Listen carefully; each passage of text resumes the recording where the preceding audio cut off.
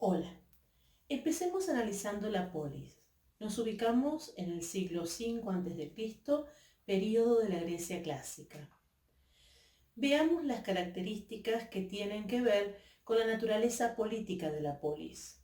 En principio, señalar que la organización política era la democracia directa, es decir, cada ciudadano tenía capacidad de ejercer sus derechos políticos sin intermediarios, sin representantes, rechazando en este sentido la mediación entre el Estado y la sociedad. En esta democracia directa, la capacidad de ejercer sus derechos políticos en forma directa, además, era una responsabilidad de los ciudadanos, no solo un derecho. Secularización. Esta característica significa que los griegos no creían en los dioses para nada. En cada casa y ciudad había altares, y ningún acto público se llevaba a cabo sin un sacrificio previo. Los dioses se consultaban mediante oráculos y otros mecanismos. La administración de las festividades religiosas más importantes eran responsabilidad del Estado. Cuando hablamos de secularización, nos referimos a que en todo este conjunto de creencias y prácticas religiosas no afectaba las decisiones políticas. Las leyes y los edictos se hacían públicos en nombre de los hombres, no de los dioses, y la violación de los mismos nunca se enfocaba como si se tratase de un sacrilegio. La polis era la garantía de la libertad, de la ley, fuente de los derechos y obligaciones de los ciudadanos. En cuanto a su organización, el concepto central es la koinomía, comunidad. Para que funcionase una sociedad así, para que no se descindiese, era necesario un amplio consenso, un sentido comunitario y una voluntad auténtica de vivir según ciertas normas tradicionales. Aceptar el dictamen de las autoridades legítimamente constituidas, hacer cambios solo tras debates abiertos y consensos consiguientes. Stasis, palabra griega que designaba el conflicto político. Señalaba la ruptura del consenso y el abandono de la política, levantamientos, guerras civiles, asesinatos. En términos políticos, el poder que tenía la comunidad era absoluto. No había autoridades superiores.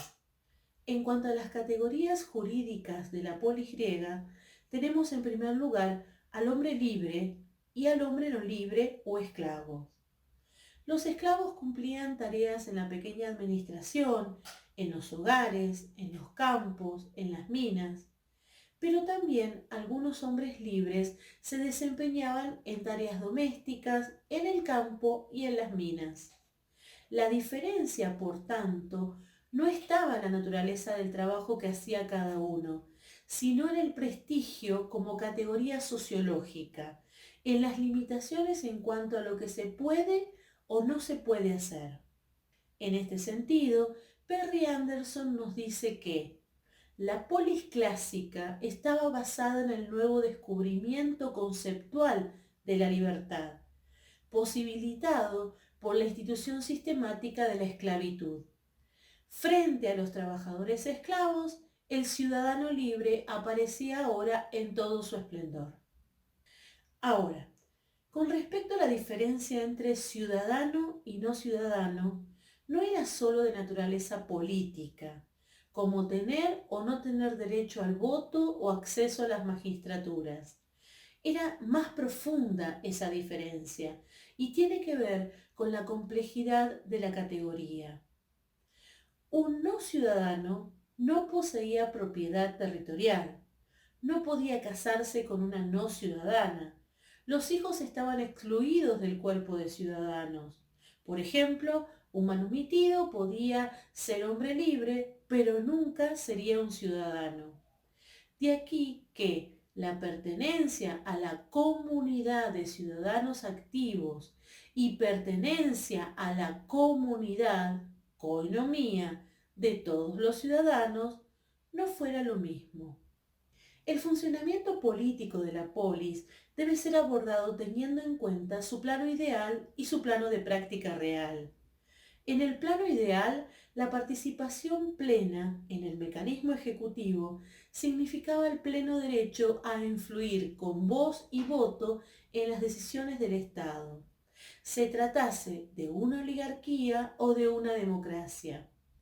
Y también, desde lo ideal, este pleno derecho significaba tanto igualdad respecto de todos los demás miembros como derecho de hablar libremente. Naturalmente, la democracia popular directa de la Constitución ateniense se diluía en la práctica por el predominio informal sobre la asamblea de los políticos profesionales, procedentes de las familias de la ciudad tradicionalmente ricas y de alta cuna, o más tarde de los nuevos ricos. En la práctica, el discurseo y la formulación real de medidas políticas, sus anteproyectos, eran monopolios de lo que hoy se llamaría camarilla política. De allí que cualquier exposición de la política de la polis precisa, por tanto, un cuidadoso balance de lo real y lo ideal, de lo ideológico y la práctica. Por eso hay que tener en cuenta la enorme desigualdad de la población ciudadana. Es así como el límite de la igualdad estaba determinado por la enorme desigualdad que tenían los ciudadanos para participar plenamente de las instituciones, ya sea por un tema de preparación, de distancia o de tiempo que insumía esta participación. El sistema de gobierno no proporcionaba trabajo, al igual que no había ni puestos susceptibles de elección ni una burocracia administrativa.